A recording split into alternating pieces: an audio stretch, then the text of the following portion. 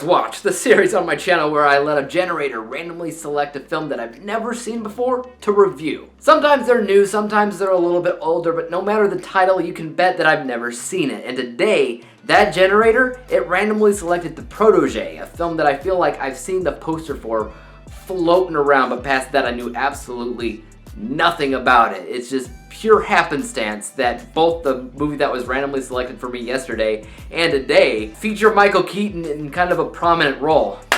Let's get cracking. The Protege is ultimately a film all about the life of assassins. Maggie Q plays a girl that grew up in that lifestyle, making her one of the most skilled in the trade. When her partner and father figure, Moody, is brutally murdered, she sets out on a mission to discover what he was tracking down, why, and to exact revenge on those responsible for killing him. This is definitely an interesting film that I had a fair amount of fun watching, even though it eventually fell upon more of the typical revenge structure at the end of the day. What really makes it special is Maggie Q's and I guess honestly Michael Keaton's performances, as they both kick a lot of tail from beginning to end. The fights that they have against each other are some of the most entertaining in the film all around because they have this weird mutual attraction for each other despite being loyal to opposing parties. That and the music choices in the film that play out during some of those fight sequences are really strong, and they really help give the film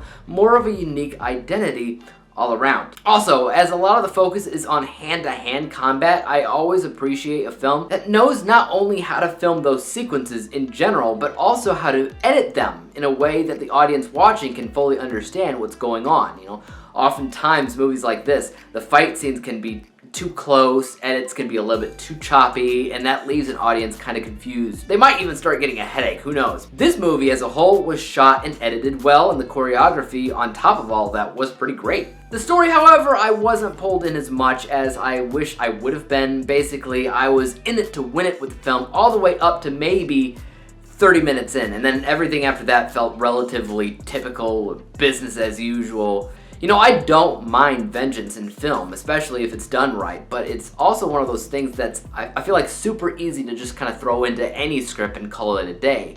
What's the movie about? Well, it's this person going out for revenge. But that's not enough, right? It needs more of a flair, of identity, of ambience maybe, that makes it stand out more. The mutual attraction thing between Maggie Q's character and Michael Keaton's character, that was good, but it wasn't good enough, I would say, in order for the film to really stand out as its own thing. It stars Samuel Jackson as well, basically being his typical Samuel Jackson self, but his character, I don't know, it probably could have been cast by somebody else. I mean, it didn't feel as if it fit him as well as the two other leads did. So because the story didn't have as much of a unique flair to it from beginning to end, I actually kind of zoned out a little bit on what was going on story-wise, which is not ever what you want to see in film. I don't know, it's definitely a romp type of film. I wouldn't necessarily say that you need to see it, but it does work. It works as a movie that you can watch if you don't feel like watching anything else specific. It fills the time, and there's nothing outright bad about it. It's just typical action thriller stuff. I like watching Maggie Q in an action-filled role since she's really good at that, and she once again delivers in that regards for The Protege.